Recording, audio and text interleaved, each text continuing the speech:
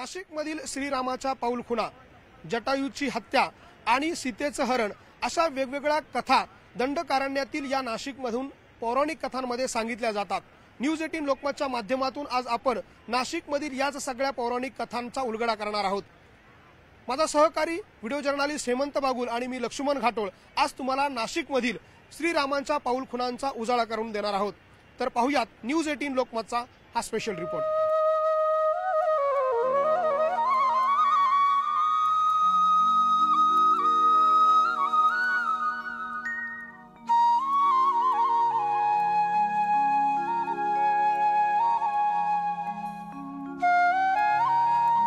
कण कण में राम, जन जन में राम, हर एक के वंदन में राम, सबके मन मन में राम।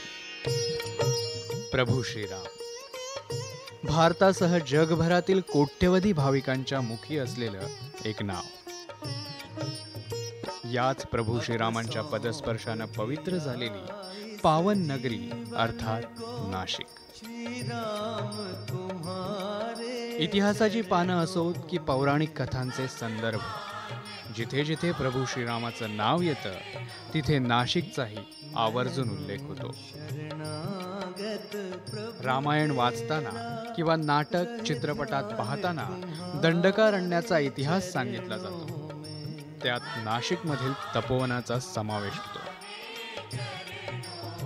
अयोध्येत राम मंदिराची प्रतिष्ठापना होत असताना रामाच्या वनवासाची साक्ष देणाऱ्या तपोवनात रामायणातील अनेक पाऊलखुणा आढळतात। नाशिकच्या पंचवटी परिसरातील कुंड तीर्थक्षेत्र म्हणून ओळखली जातात। दक्षिण गंगा म्हणून ओळखल्या जाणाऱ्या गोदावरी तीरी आजही आख्यायिकेत उल्लेख असलेले रामकुंड, सीताकुंड, लक्ष्मणकुंड, धनुष्यकुंड हे आढळतात। याच कुंडांमध्ये रामायण काळात राम, सीता आणि लक्ष्मण यांची स्नानगृह होती असं सांगितलं जातं। आजही लाखो भाविक या कुंडांचं दर्शन घेऊन गोदेच्या पवित्र पाण्यात स्नान करतात। पंचवटी परिसराचं धर्मशास्त्रात विशेष महत्त्व आहे, त्यामुळे इथे दर 12 वर्षांनी साधू संत महंतांच्या उपस्थितीत कुंभमेळा भरतो।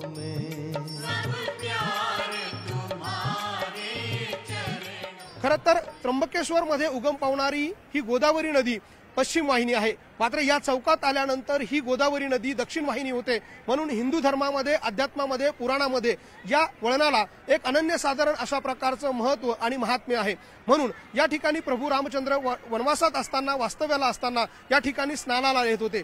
दुसऱ्या बाजूला हे रामकुंडाच्या दुसऱ्या बाजूला सीताकुंड आहे, ज्या ठिकाणी सीतामाता या देखील प्रभू राम लक्ष्मण यांच्यासोबत स्नानासाठी येत होत्या आणि म्हणून त्याला लक्ष्मण कुंड आणि सीताकुंड असं म्हणून देखील ओळखलं जातं। म्हणूनच नाशिकमध्ये असलेल्या या रामतीर्थाला, रामकुंडाला आजही हिंदू धर्मामध्ये अनन्यसाधारण अशा प्रकारचं महत्त्व प्राप्त आहे।